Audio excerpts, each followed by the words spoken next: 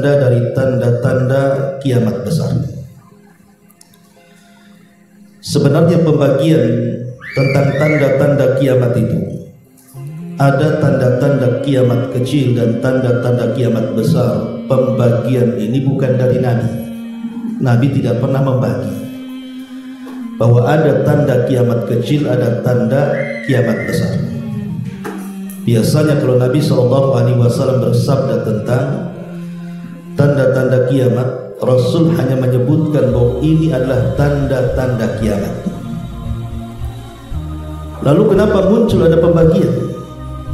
Sehingga ada namanya tanda-tanda kiamat kecil dan ada tanda-tanda kiamat besar. Lah yang membagi ini tanda kiamat kecil dan besar itu hanyalah para ulama. Kenapa para ulama membagi? Untuk memudahkan belajar, supaya ketika kita mempelajari tanda-tanda kiamat ini mudah kita pelajari dengan adanya rincian-rincian ulama. Ma'asyiral muslimin yang dimuliakan Allah Subhanahu wa taala, lah di antara tanda-tanda kiamat besar adalah munculnya satu makhluk yang disebut dengan Ya'juj wa Ma'juj. Siapa Ya'juj dan Ma'juj ini? Sejak kapan Ya'juj dan Ma'juj ini ada? Kemudian di mana mereka sekarang? Dan kapan keluar? Dan kalau seandainya keluar, apa yang dilakukannya? Dan bagaimana kematiannya? Inilah yang kita akan bahas 1 jam ke depan.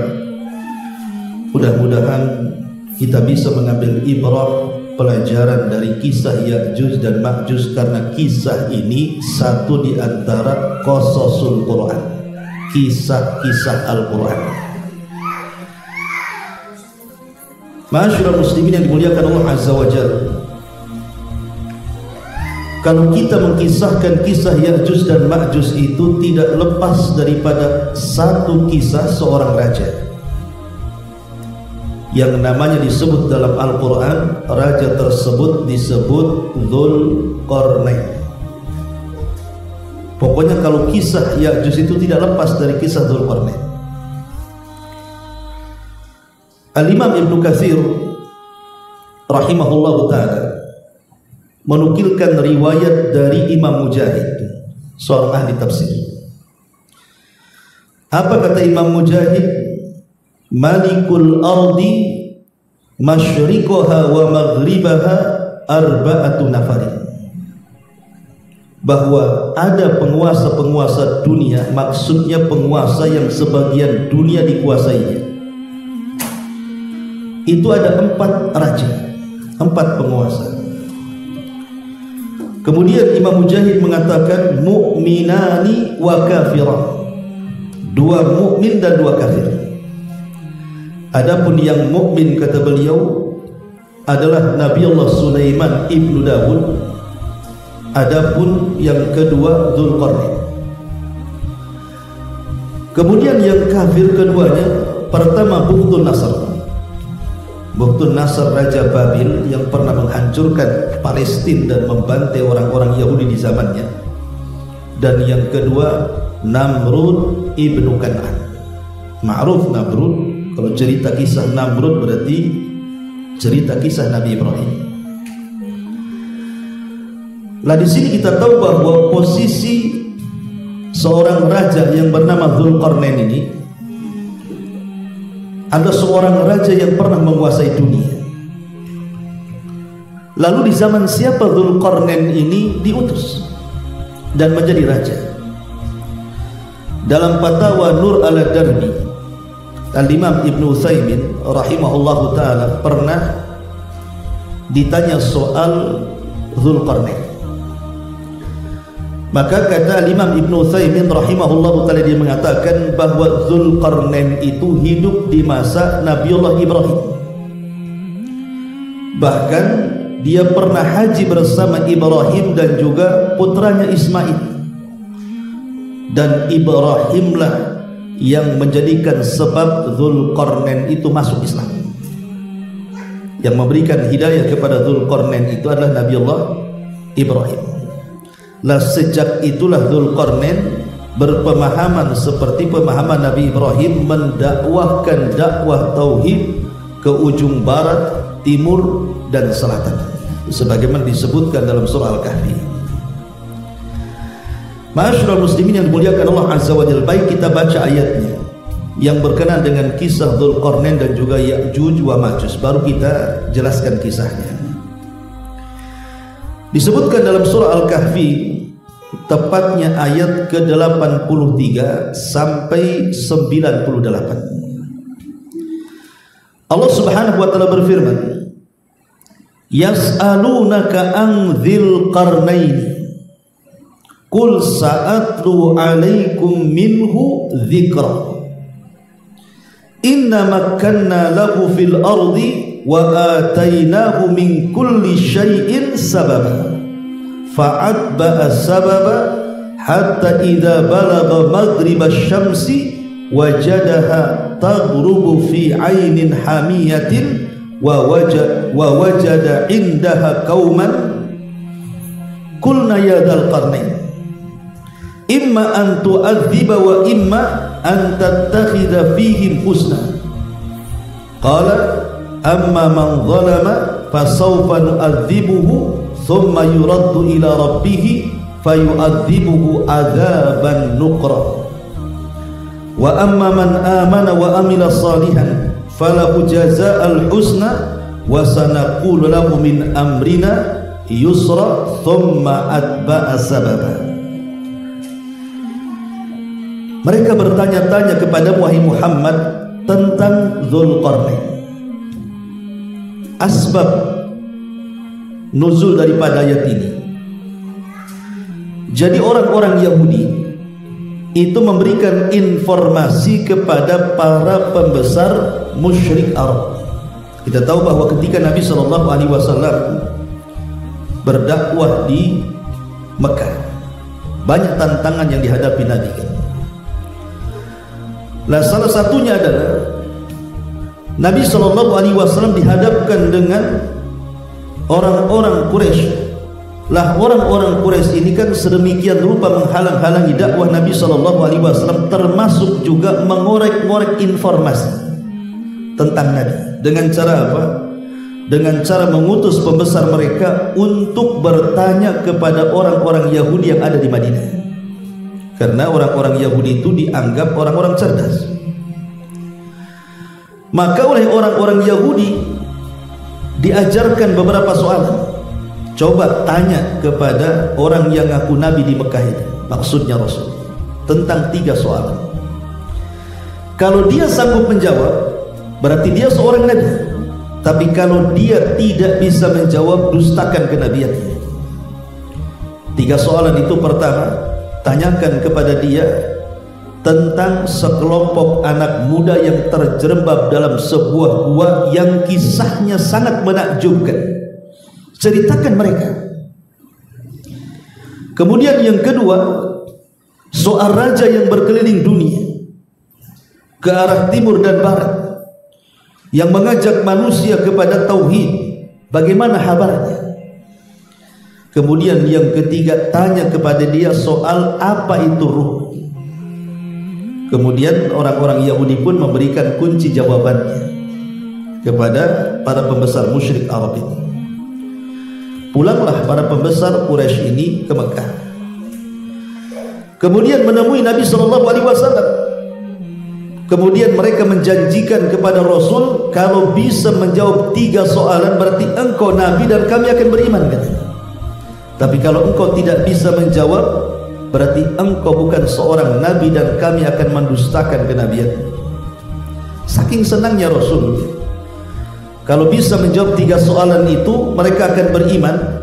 Nabi pun mengatakan, baik, saya akan jawab pertanyaan kalian. Dan Rasul lupa mengucapkan insya Allah. Harusnya Rasul mengucapkan insya Allah. Kemudian soalan-soalan tadi diberikan kepada Nabi SAW. Kata Rasul, baik, besok jawabannya. Maksudnya besok jawabannya karena Nabi SAW tidak mungkin menjawab kecuali dengan wahyu. Tak mungkin Rasul asal jawab. Ketika keesokan harinya Rasul tidak dapat jawaban karena Jibril tidak turun. Itulah bahayanya orang kalau tidak mengucapkan insya-Allah. Nabi saja bisa bermasalah tuh. Makanya kita kalau menjanjikan sesuatu itu katakan insya-Allah. Jangan iya atau tidak. Karena namanya sebuah peristiwa itu tidak lepas dari kehendak Allah. Hari kedua Jibril pun tidak turun sampai hari ke-14. Jibril juga tidak turun. Maka orang-orang Quraisy ini makin yakin bahwa dia adalah nabi palsu. Kalau dia seorang nabi kan punya jawaban. Maka sesaklah dada Nabi SAW. Maka tepat di hari ke-15 Jibril baru turun memberitahu jawabannya. Kemudian Nabi SAW senang. Akhirnya Rasul pun menghadap orang-orang musyrik yang bertanya kepadanya. Dari sini turun surah Al-Kahfi di sini. Kemudian Allah katakan, wa yas'alunaka an dzil qarnaini. Mereka bertanya-tanya kepada Muhammad tentang siapa Dzulqarnain itu. Katakanlah wahai Muhammad, aku akan bacakan kepadamu cerita tentang Dzulqarnain. Sesungguhnya kami telah memberi kekuasaan kepadanya di muka bumi ini, dan kami telah memberikan kepadanya jalan-jalan untuk mencapai segala keinginannya. Maka dia pun menempuh satu jalan hingga apabila dia telah sampai ke tempat terbenam matahari. Berarti terbenam matahari ke arah mana? Ke arah barat. Perjalanan pertama Dzulqarnain itu ke arah barat. Ingat, satu-satunya raja yang jarang duduk di singgasana itu Dzulqarnain. Sampai menurut riwayat Abdullah ibn Abbas radhiyallahu anhu, jadi Dzulqarnain itu melakukan perjalanan dakwah ke barat sampai ke timur sampai ke utara itu selama 500 tahun lamanya. Karena kan umat dulu kan panjang-panjang tuh usianya. Jadi selama itu Dzulqarnain meninggalkan singgasananya dan membawa pasukannya ke barat, timur dan selatan hanya untuk mendakwahkan tauhid. Kemudian Allah Subhanahu wa taala lanjutkan firman-Nya, hingga apabila dia telah sampai ke tempat terbenam matahari, dia melihat matahari terbenam dalam laut yang berlumpur hitam, dan dia mendapati satu kelompok.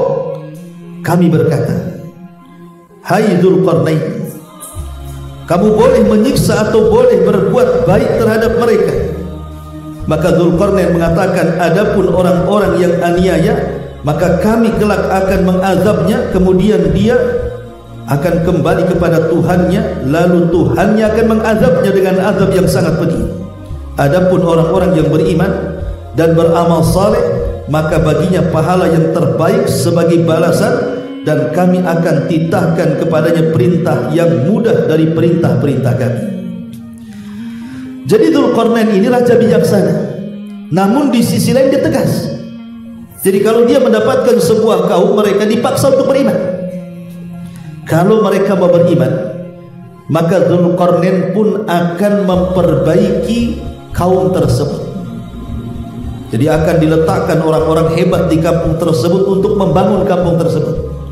Tapi kalau mereka menolak, maka Dzulqarnain tidak segan-segan untuk mengazab mereka. Memang seperti itu Raja Dzulqarnain, keras sekali. Tetapi bagaimanapun tidak lain dan bukan dia dalam rangka mentauhidkan Allah Subhanahu wa taala dan berdakwah supaya orang-orang itu bertauhid kepada Allah Azza wa Jalla. Ini perjalanan yang pertama. Perjalanan yang kedua, Allah Subhanahu wa taala mengatakan, hatta idza balagha matla'is syamsi, hatta idza balagha matla'as syamsi wajadaha tatlu'a ala qaumin lam naj'al lahum min duniha syitra kadzalika qad ahatna bima ladaihi ubra thumma atba'a sababa. Kemudian dia menempuh jalan yang lain, maksudnya jalan ke arah timur, hingga apabila dia telah sampai ke tempat terbitnya matahari sebelah timur, dia mendapati matahari itu menyinari sekelompok umat yang kami tidak menjadikan bagi mereka sesuatu yang melindungi mereka dari cahaya matahari. Demikianlah dan sesungguhnya ilmu kami meliputi segala apa yang ada padanya. Jadi arah yang kedua Dzulqarnain ke arah barat. Rupanya di arah barat, arah timur. Rupanya di arah sebelah timur Dzulqarnain mendapatkan kaum yang kita sebut dengan kaum primitif. Ya, mereka tidak punya rumah. Mereka tidak berpakaian telanjang. Lah Dzulqarnain pun mendakwahkan mereka. Tapi kita tidak akan mengkisahkan dua perjalanan Dzulqarnain ke barat dan ke timur. Yang kita akan kisahkan ini perjalanan terakhir. Ya. Ma'asyiral muslimin yang dimuliakan Allah Subhanahu wa taala. Kemudian Allah Subhanahu wa taala melanjutkan firman-Nya, hatta idza balagha baina saddaini wajada min dunihima qauman la yakaduna yafqahuna qawlan. Maka setelah Dzulqarnain berjalan ke arah barat kemudian ke arah timur, maka Dzulqarnain pun berjalan ke arah yang lainnya, entah ke arah selatan atau ke utara, yang jelas bukan barat dan timur lagi. Kemudian tiba-tiba Dzulqarnain sampai di antara dua saddain. Jadi disebutkan kemudian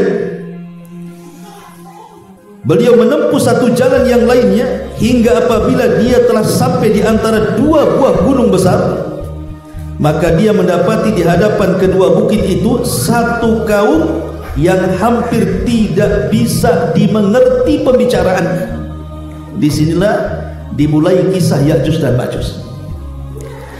Jadi Dzulqarnain ini ketika mengarah ke arah lain yang jelas bukan barat dan timur, tiba-tiba Dzulqarnain dihadapkan dengan sebuah kaum yang berada di antara dua bukit yang sangat tinggi. Kaum ini tidak bisa diajak bicara. Bukan tidak bisa bicara, Dzulqarnain tidak paham bahasanya. Sampai-sampai dijelaskan oleh Imam Ibnu Katsir rahimahullahu taala, Dzulqarnain ini baru paham apa yang mereka keluhkan itu setelah kemudian menggunakan 10 penerjemah. Bayangkan 10 penerjemah ini, dari satu bahasa ke bahasa yang lainnya, dari bahasa yang lainnya ke bahasa yang lainnya, ke bahasa yang lainnya, sampai 10 bahasa. Baru Dzulqarnain paham. Mungkin kalau istilah kita ini, ya, pertama bahasa Padang, kemudian ke bahasa Jawa, kemudian ke bahasa Alor gitu, kemudian ke bahasa Sunda, kemudian ke bahasa-bahasa yang lain sampai 10 bahasa. Setelah 10 bahasa baru paham, oh, rupanya kalian ini begini dan begitu. Bayangkan bagaimana Dzulqarnain itu susah payah untuk memahami bahasa orang itu.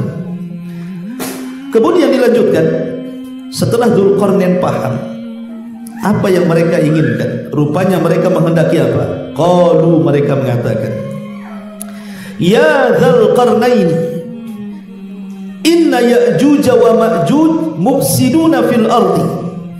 Wahai Dzulqarnain, kami ini selalu diserang oleh dua suku, dua kabilah yang sangat jahat, yang suka merusak bumi, Ya'juj dan Ma'juj.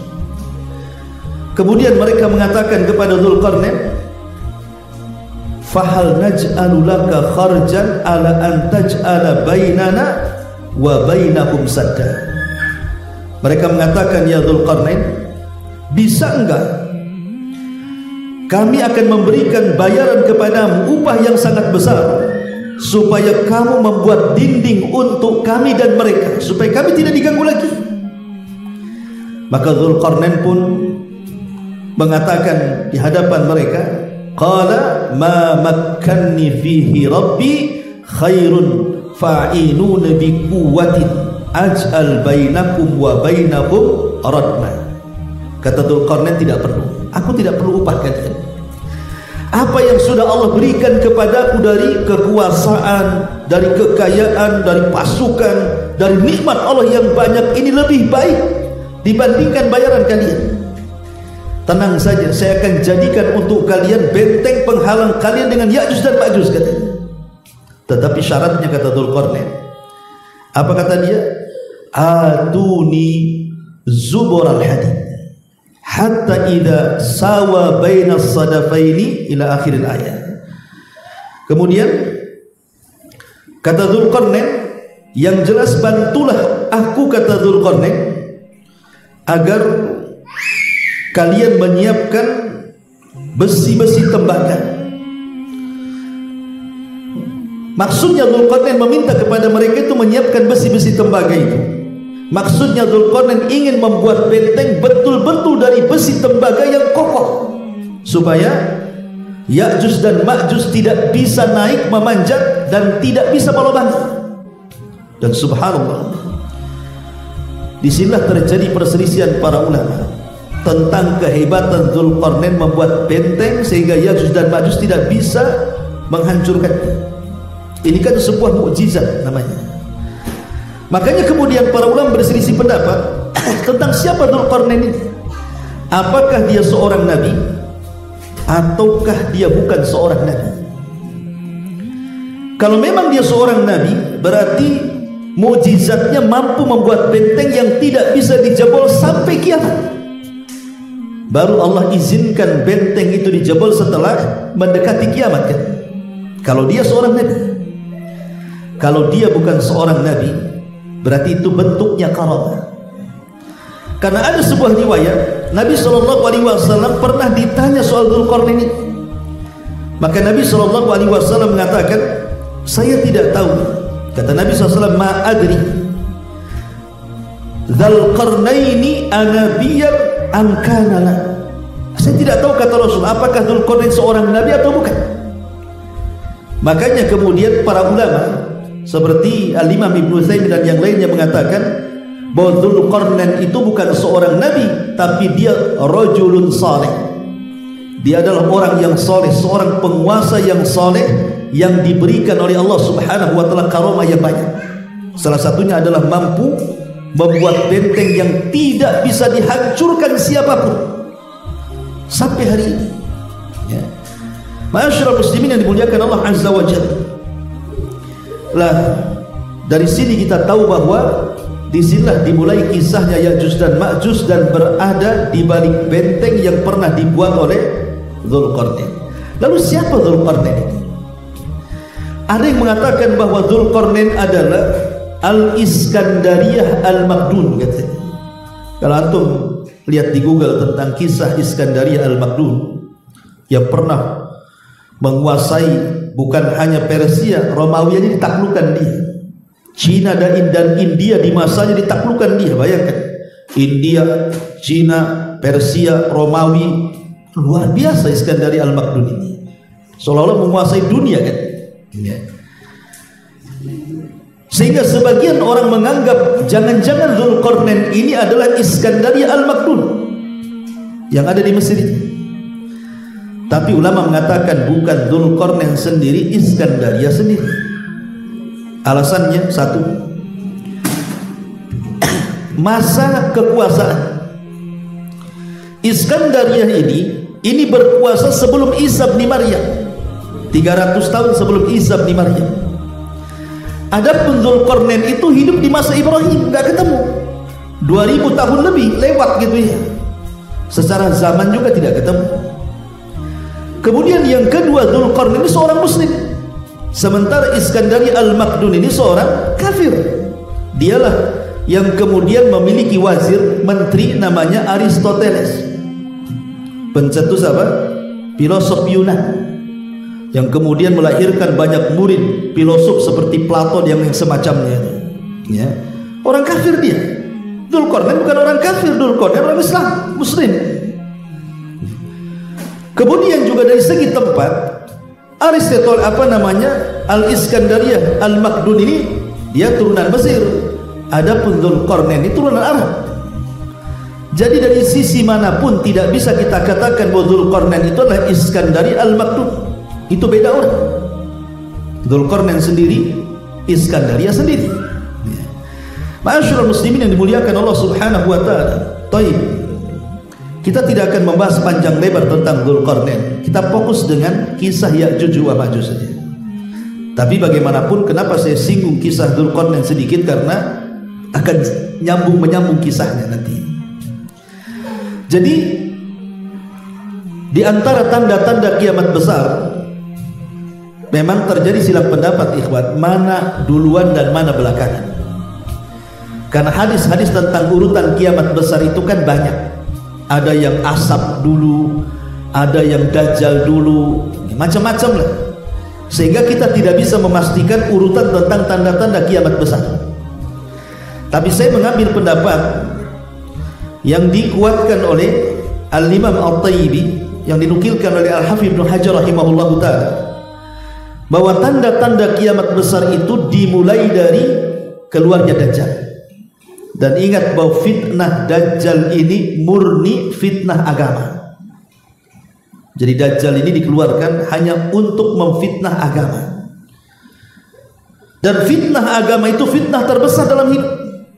Makanya kenapa Nabi SAW sampai berdoa meminta kepada Allah Subhanahu wa ta'ala, la taj'al musibatana fi dinina. Ya Allah, jangan kau jadikan musibah kami menimpa agama kami. Karena kalau musibah dunia paling tinggi kematian ya, tapi kalau musibah agama ini bisa sampai masuk neraka.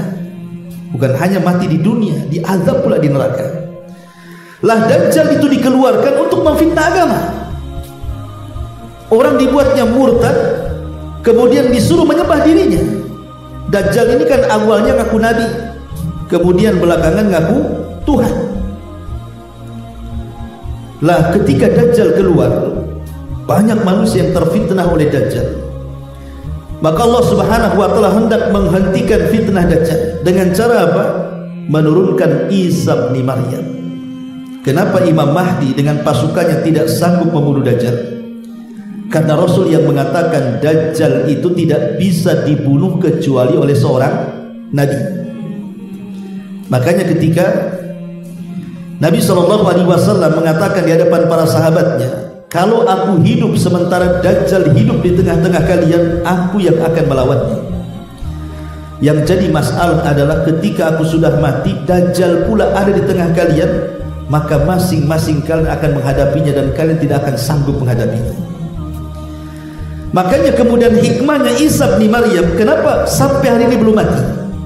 Satu-satunya nabi yang disisakan Allah dan tidak meninggal sampai hari ini adalah Isa bin Maryam.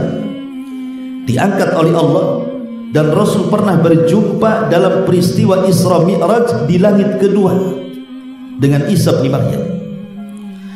Lah Isa ini diutus oleh Allah Subhanahu wa ta'ala di akhir zaman bukan dalam rangka menyebar risalah, tidak. Karena ketika diangkat sudah sempurna risalahnya. Ada tugas lain yang Allah bebankan kepada dia. Lah salah satunya adalah membunuh Dajjal. Maka ketika kemudian Dajjal muncul, bayangkan Dajjal muncul di mana? Di negara yang mayoritas orang-orang Syiah hari ini, Khorasan. Khorasan di mana? Di Irak. Munculnya di Khorasan. Matinya di mana? Di negara yang mayoritas banyak orang-orang Yahudi di situ, Israel. Di situ ada Babilon, sebuah kota. Dajjal mati di situ. Seolah-olah ada korelasi antara Syiah dan Yahudi di sini kan? Ya. Karena munculnya di Khorasan. Khorasan di mana? Di Iran. Dan sekarang banyak orang-orang Yahudi di Khorasan. Dan akan mati di Babilon, di kota yang sangat dimuliakan oleh negara Israel. Disitulah Dajjal dibunuh oleh Isa bin Maryam. Setelah kemudian fitnah Dajjal ini berakhir karena peperangan dimenangkan Isa bin Maryam, dan kaum muslimin sudah bahagia dengan kematian Dajjal, bahkan mereka bisa melumpuhkan tentara Dajjal karena seluruh makhluk bumi berbicara. Jadi kalau ada orang kafir Yahudi sembunyi di balik batu itu, batu akan bicara, "Hei muslim, bunuh nih orang kafir, dia ada di belakang saya," katanya. Kalau dia sembunyi di pohon, pohon bicara. Pokoknya sembunyi di mana saja, maka makhluk Allah bicara, kecuali satu pohon yang tidak mau bicara, namanya Gharqad, yang hari ini ditanam besar-besaran oleh orang-orang Israel Zionis Yahudi. Bocor hadis ini ke mereka, sehingga mereka menanam besar-besaran pohon Gharqad hari ini. Lah, setelah Dajjal meninggal, tidak lama kemudian kaum muslimin diuji lagi oleh Allah Subhanahu wa taala. Tiba-tiba benteng Ya'juj wa Ma'juj jebol. Sebenarnya dalam sebuah hadis Nabi sallallahu alaihi wasallam bersabda, diriwayatkan dari Zainab bintu Jahsh. Jadi satu hari Nabi sallallahu alaihi wasallam di waktu fajar itu pernah kaget, terperanjat. Kemudian dia mengatakan, la ilaha illallah, wailun lil arabi min syarrin qad iqtarab, kata Rasul. La ilaha illallah, celaka bangsa Arab karena kejelekan telah dekat kepada mereka. Kemudian kata Rasul, futihal yauma min radmi Ya'juj wa Ma'juj. Kata Rasul, hari ini dinding penghalang Ya'juj dan Ma'juj telah terbuka seperti ini. Kemudian Nabi SAW melingkarkan kedua jarinya, ibu jari dan telunjuknya, kata Rasul, seperti ini. Jadi bentengnya Ya'juj dan Ma'juj itu yang dibuat oleh Dzulqarnain itu sudah jebol dan sudah berlubang, dan Rasul mengisyaratkan dengan tangannya seperti ini. Artinya Ya'juj dan Ma'juj sudah bisa ngeker dari lubang itu.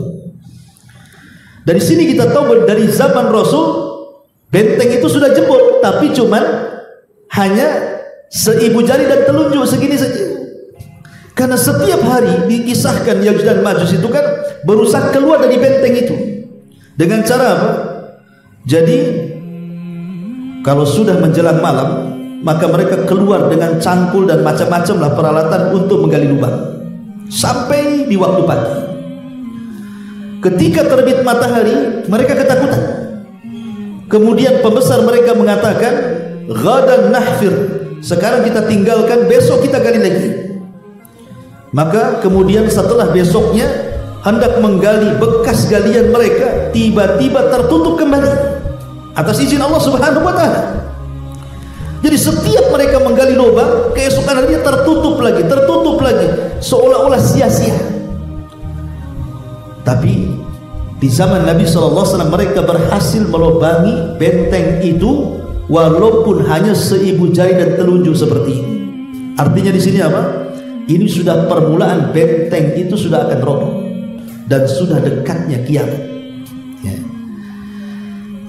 Tetapi kemudian nanti di akhir zaman, ketika Allah Subhanahu wa taala izinkan Ya'juj dan Ma'juj itu keluar, maka pimpinan mereka diilhamkan untuk mengucapkan insya Allah. Subhanallah, kalimat insya Allah ini luar biasa ya teman. Jadi pemimpin Ya'juj dan Ma'juj mengatakan ketika sudah digali, kemudian terbit matahari, mereka istirahat. Apa kata pemimpinnya? Nahfiru ghadan insya Allah. Dalam hadis yang saya disebutkan, besok kita akan gali kembali insya Allah. Jadi diilhamkan mengucapkan kalimat insya Allah. Subhanallah, atas izin Allah, setelah pembesarnya mengucapkan kalimat insya Allah, jebol benteng itu. Dan Allah Subhanahu wa taala menyebutkan fi kulli hadabin yansilun, mereka keluar dari benteng itu seperti air bah yang turun dari ketinggian saking banyaknya itu. Masyarul muslimin yang dimuliakan Allah Azza wa Jalla. Lalu siapa Ya'juj dan Ma'juj ini?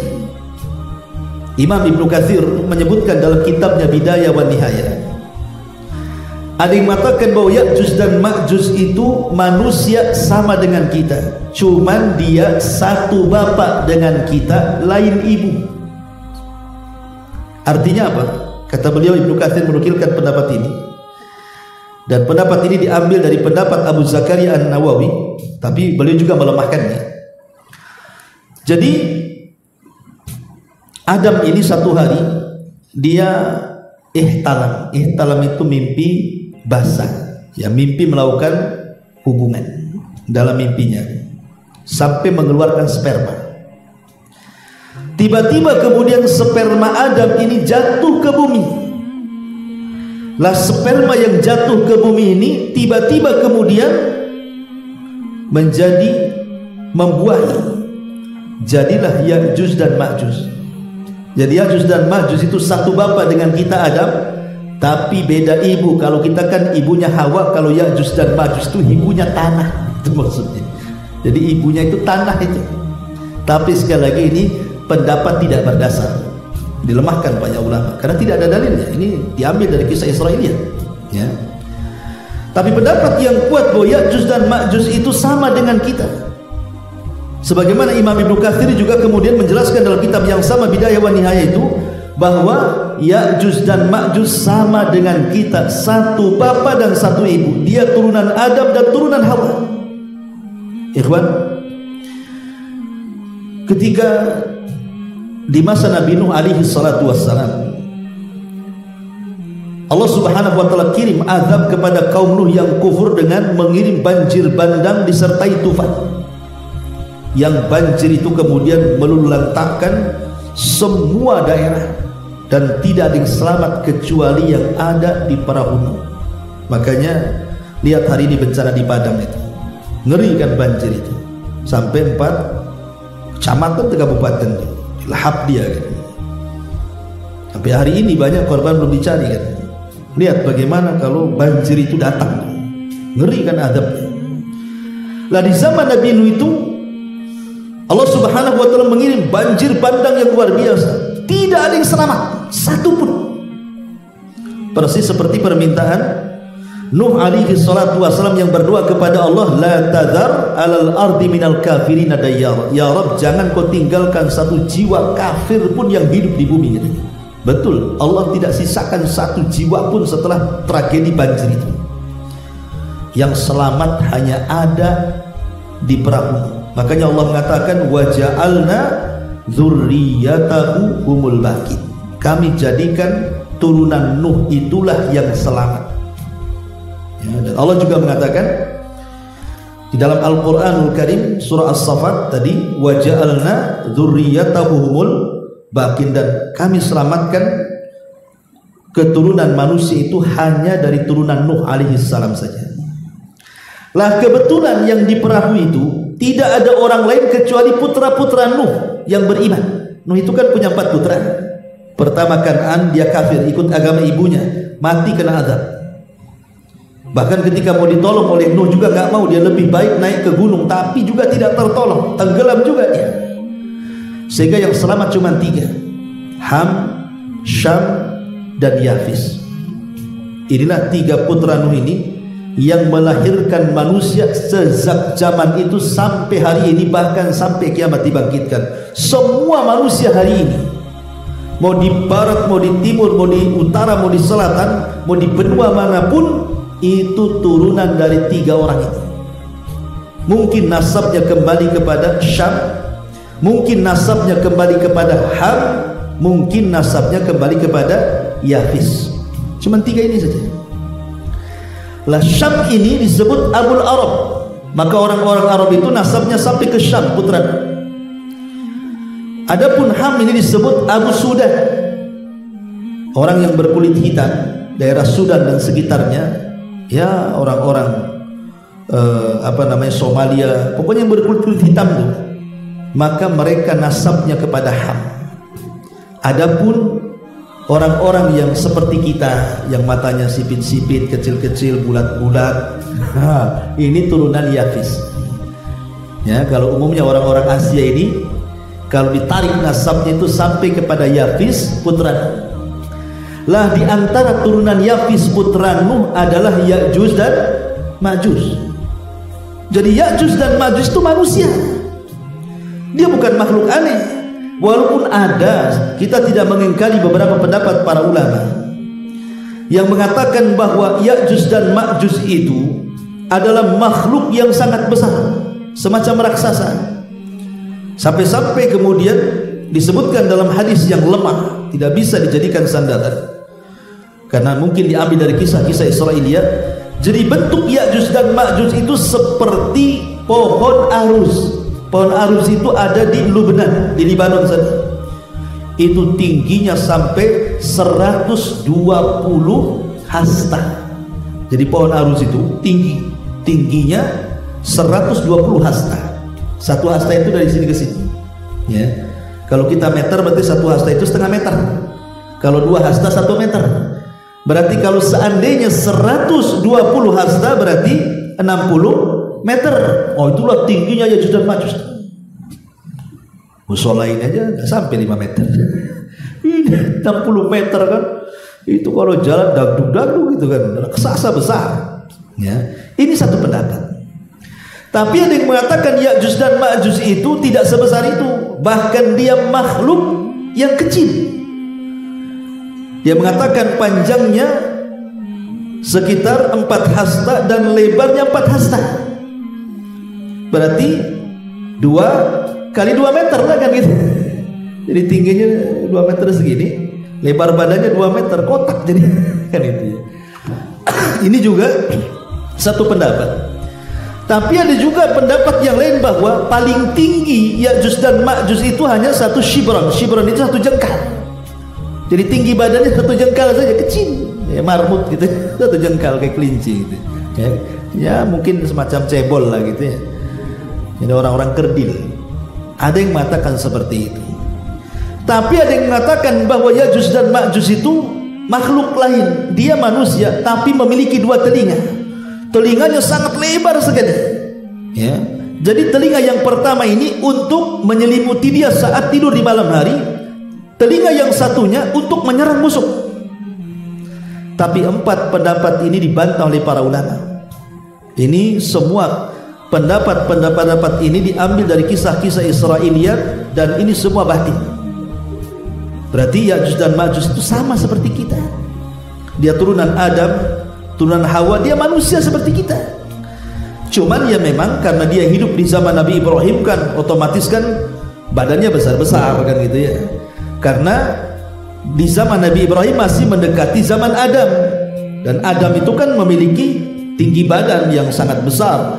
Sampai-sampai kata Nabi SAW, Adam itu punya tinggi 60 hasta.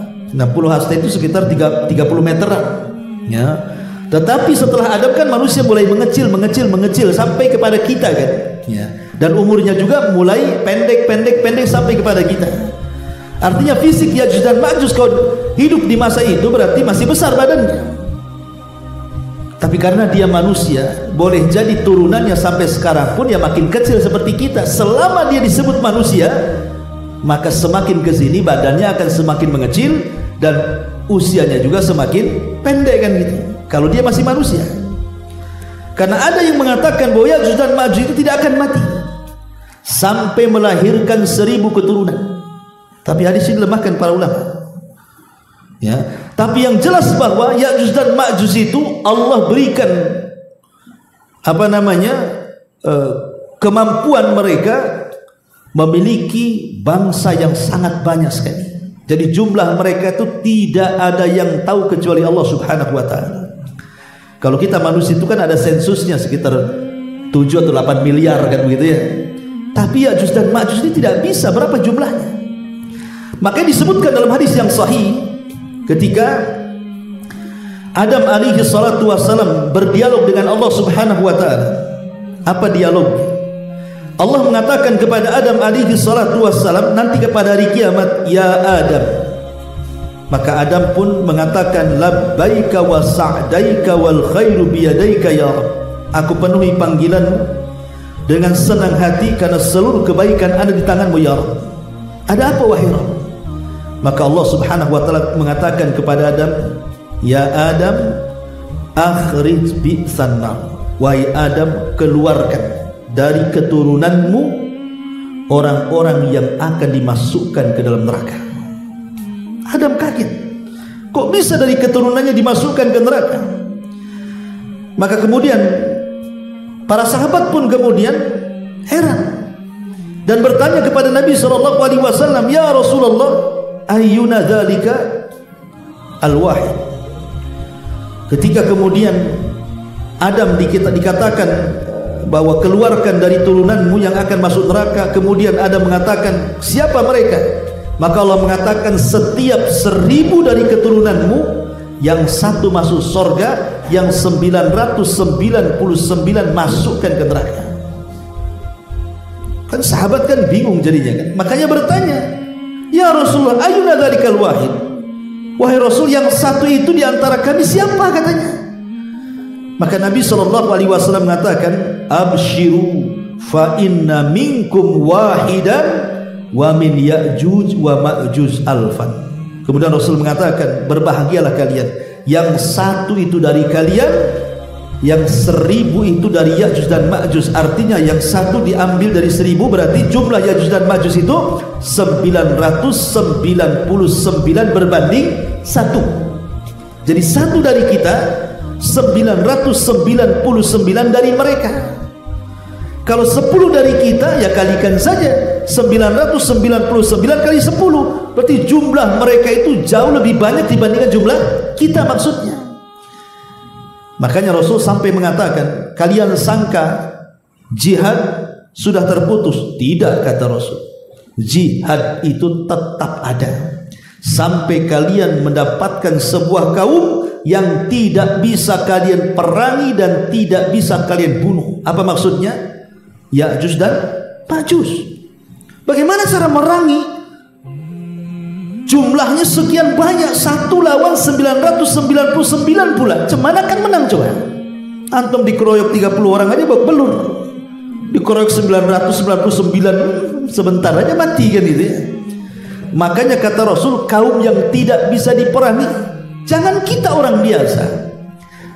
Nabi Musa alaihi salatu wassalam sampai difirmankan oleh Allah Subhanahu wa taala, disebutkan dalam hadis itu. Apa kata hadis yang sahih yang dikeluarkan oleh Nawas ibn Sam'an radhiyallahu anhu? Idza hauhallahu ila Isa, ketika Allah mewahyukan kepada Isa bin Maryam di akhir zaman, inni qad akhrajtu ibadan li la yadani li ahadin bi qitalihim. Sesungguhnya aku telah mengeluarkan hamba-hambaku, tidak ada seorang pun dari mereka yang sanggup mengalahkannya. Maksudnya Ya'juj dan Ma'juj.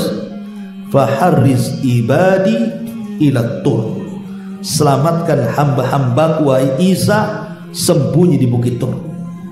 Coba bayangkan, Isa saja yang bisa membunuh Dajjal tidak sanggup memerangi Ya'juj dan Ma'juj. Disuruh sembunyi di bukit Tur. Kenapa ke arah bukit? Karena Ya'juj dan Ma'juj mereka trauma untuk naik ke atas bukit. Trauma dengan apa? Dengan penjara yang pernah dibuat oleh Dzulqarnain. Mereka tidak akan naik. Makanya disuruh sembunyi di ketinggian. Lah Ya'juj dan Ma'juj berusaha kemudian mengepung mereka, tapi mereka tidak naik. Mereka trauma untuk naik gunung. Makanya Isa bin Maryam pun dengan kaum muslimin yang tersisa sembunyi di atas bukit Tur sampai mereka kelaparan. Sampai dikisahkan dalam hadis yang sahih, kepala kerbau itu lebih berharga dibandingkan dirham dan dinar, saking kelaparannya. Ya. Ma'asyiral muslimin yang dimuliakan Allah Subhanahu wa taala, lah Ya'juj dan Ma'juj itu dikenal sebagai umat yang sangat sombong, ikhwan. Sangat bengis, sangat jahat, dan dia umat perusak. Sampai-sampai dikisahkan oleh banyak para ulama ketika beristinbat dengan ayat dan hadis-hadis yang sahih. Jadi kerusakan Ya'juj dan Ma'juj itu apabila dikeluarkan oleh Allah Subhanahu wa taala, dia akan merusak segalanya, merusak alam, akan menghancurkan apapun yang ada di depannya. Sampai kelompok yang pertama, jadi ketika benteng Ya'juj dan Ma'juj itu jebol, maka yang pertama kali mereka keluar, mereka melewati Danau Tiberias. Danau Tiberias, Buhairah, ya. Ma'ruf danau itu kan sekarang kan berbentuk sungai, banyak airnya, ya. Banyak airnya Danau Tiberias itu. Lah ketika Ya'juj dan Ma'juj sampai di danau itu, maka mereka minum semuanya sampai kering. Bayangkan, danau sebesar itu sampai kering, sehingga yang terakhir datang sudah nggak dapat lagi minum di situ. Pokoknya kalau ada bangunan dihancurkannya, kalau ada pohon-pohonan dimakannya, dihancurkannya, kalau ada manusia dibantai. Bahkan sebagian para ulama mengatakan bangkai manusia yang dibunuh Ya'juj dan Ma'juj dimakannya. Jadi dia manusia kanibal. Naudzubillah. Jadi siapapun yang di luar rasnya akan dihancurkannya. Dan ingat, Ya'juj dan Ma'juj itu kemana-mana karena jumlahnya banyak. Dia menguasai bumi. Ya. Sampai-sampai kemudian saking banyaknya mereka dan kehancuran yang luar biasa yang ditimbulkannya, ketika merasa bahwa makhluk bumi dari kalangan manusia sudah dibantainya, mulai mereka congkak dan sombong. Kemudian mereka menatap langit dan mengatakan, qatalna man fil ardi sanaqtuluhu man fis sama. Kami sudah membunuh orang-orang yang di bumi, sekarang yang di langit ku bantai juga. Coba sombong. Bumi ini kecil, langit ini besar, dan makhluk yang ada di langit itu para malaikat. Satu malaikat saja tidak bisa dihadapi Ya'juj dan Ma'juj. Siapa? Malakul maut. Siapa yang bisa menghadapi malakul maut? Itulah kesombongan Ya'juj dan Ma'juj. Dia mau membantai makhluk yang ada di langit. Coba gimana caranya? Tapi Allah subhanahu wa ta'ala adalah zat pembuat makar terbaik. Wa makaru makran wa makarna makran wallahu khairul makirin. Silahkan kalian buat makar, tapi Allah pun punya makar, dan Allah sebaik-baik makar. Akhirnya Ya'juj dan Ma'juj mengarahkan tombak panah mereka, batu-batu mereka dilempar ke langit. Subhanallah, Allah membuat makar, disedot itu panah, tombak, senjata yang mereka lempar ke langit sampai menembus awan. Kemudian dikembalikan lagi panah dan tombak-tombak mereka ke bumi. Kemudian di ujung-ujung panah dan tombaknya itu seolah-olah ada darah yang menempel di situ. Jadi seolah-olah mereka sudah membunuh orang-orang yang di langit, katanya. Lihat, tombak dan panah kami penuh berlumuran darah, berarti mereka sudah terbantai. Sombong, ya. Ma'asyiral muslimin yang dimuliakan Allah subhanahu wa ta'ala, lah kesombongan inilah yang mengakibatkan akhirnya Ya'juj dan Ma'juj diazab oleh Allah subhanahu wa ta'ala. Ada sebuah ayat yang mengatakan, wa ma kunna mu'adzibina hatta nab'atha rasulan. Kami tidak mungkin mengazab sebuah kaum sampai diutus rasul kepada mereka. Lah Ya'juj dan Ma'juj itu kan hidup di balik benteng, entah berentah di mana. Kita tidak tahu Rasul sampai gak kepada mereka dari kalangan Nabi dan Rasul. Kenapa Allah azab? Padahal Allah mengatakan kami tidak mungkin mengadab sampai diutus Rasul. Maka dijawab oleh para ulama bahwa sudah sampai sebenarnya ajaran para Rasul terdahulu kepada Ya'juj dan Ma'juj. Cuma mereka tidak beriman dan ditakdirkan masuk neraka atas lisan Nabi SAW. Jadi mereka adalah orang-orang yang pantas masuk neraka karena kekafirannya, kesombongannya, karena mereka merusak di mana-mana, melebihi fitnah Dajjal. Kalau Dajjal kan murni fitnah agama, kalau ini murni fitnahnya hanya merusak dan merusak, membunuh dan membunuh, menguasai dunia. Maka dari sinilah Isa bin Maryam yang berada di atas bukit Tur itu berdoa kepada Allah, meminta agar Allah subhanahu wa ta'ala menghentikan kerusakan Ya'juj dan Ma'juj ini. Akhirnya Allah mengijabah doa Isa bin Maryam dan doa kaum muslimin yang berada di bukit Tur itu. Dari sinilah Allah subhanahu wa ta'ala mulai mengazab mereka. Dengan cara apa?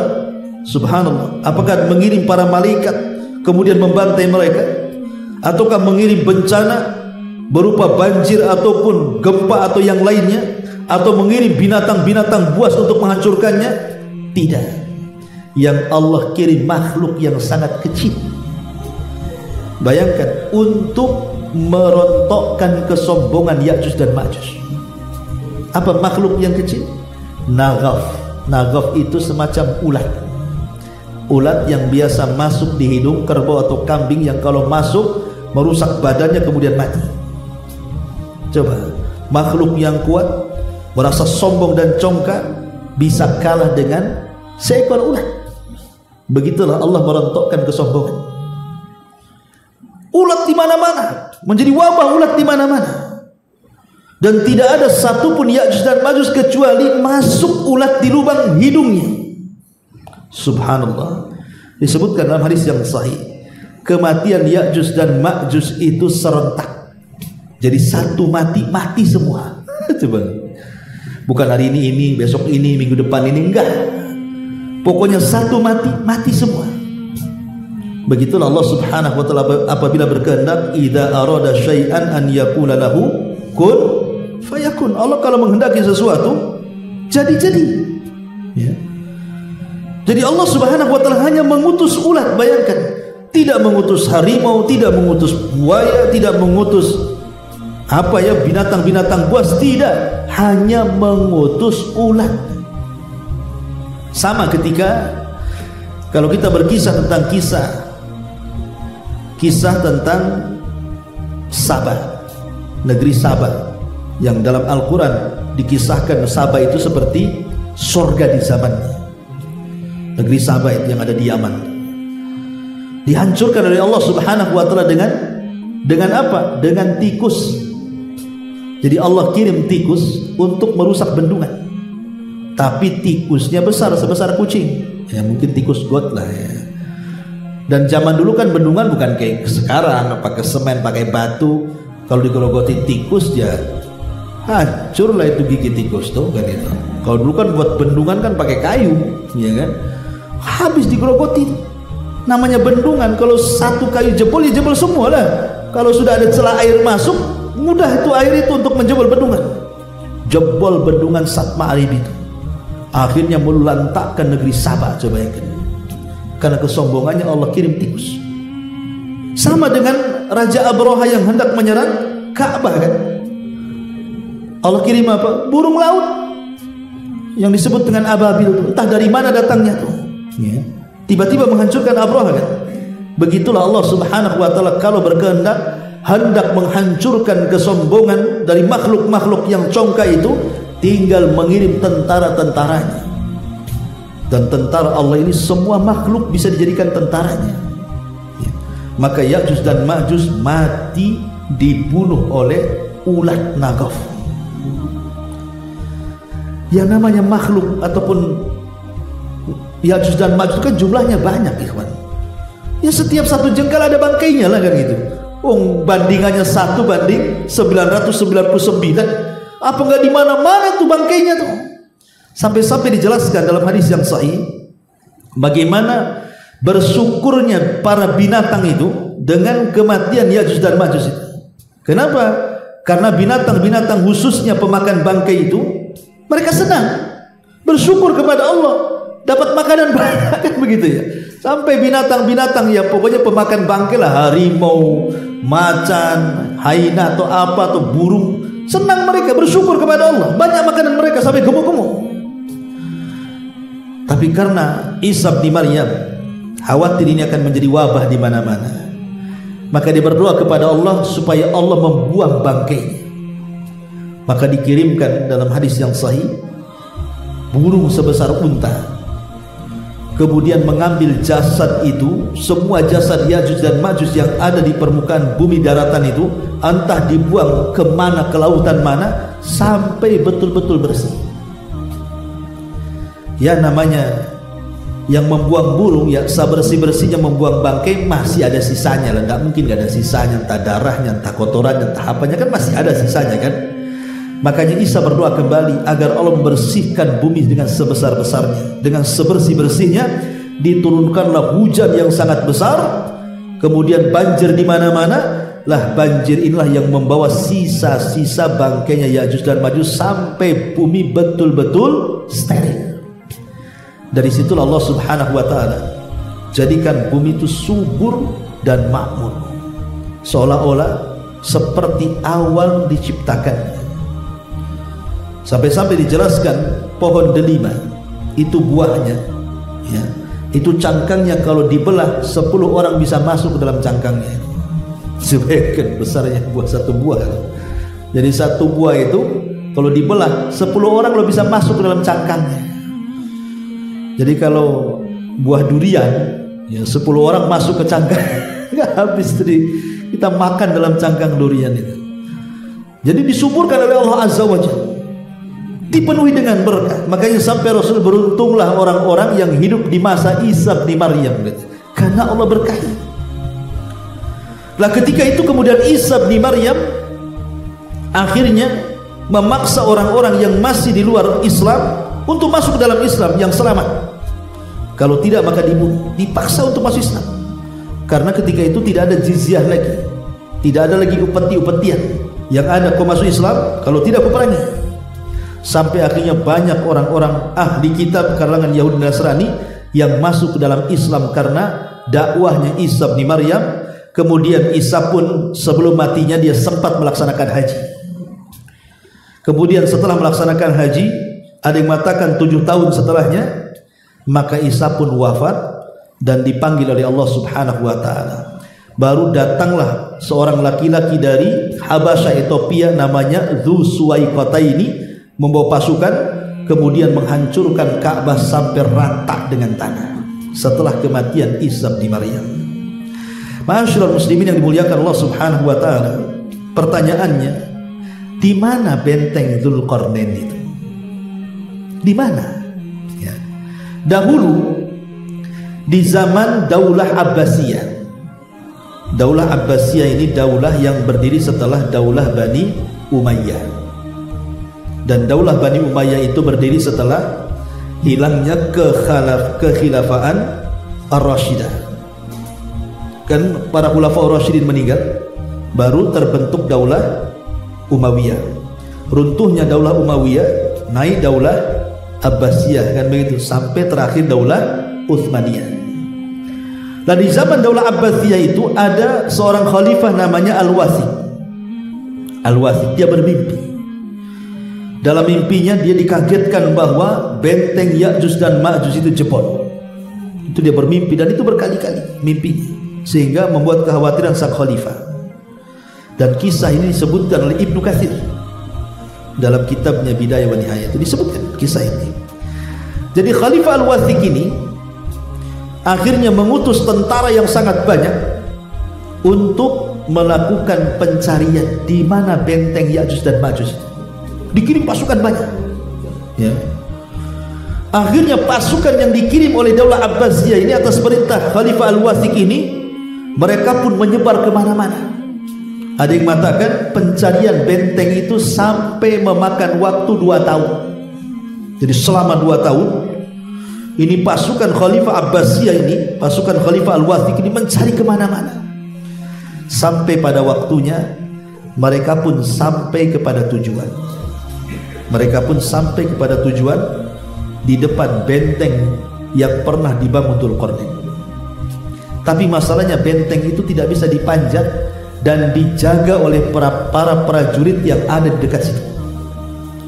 Sehingga akhirnya ketika pasukan melihat bahwa benteng itu masih kokoh, masih berdiri tegak dan tidak hancur, tidak seperti mimpi sang khalifah, akhirnya pasukan ini kemudian pulang kembali. Tapi masalahnya Imam Ibnu Katsir ketika menyebutkan kisah ini tidak bersanad, tidak ada sanadnya, hanya disebutkan kisahnya begitu saja, dan tidak disebutkan pasukan Abbasiyah ini sampai di mana, letak benteng itu di mana, ya. Sehingga menjadi polemik para ulama, kan. Ada yang mengatakan bahwa benteng itu maksudnya adalah benteng Cina, tembok Cina. Karena ketika ada beberapa yang roboh dari tembok Cina itu rupanya ada kandungan bajanya. Berarti sesuai dengan apa yang ada dalam Al-Quran. Berarti kalau yang dimaksud tembok itu tembok Cina, berarti Ya'juj dan Ma'juj itu ya orang Cina. Kan gitu.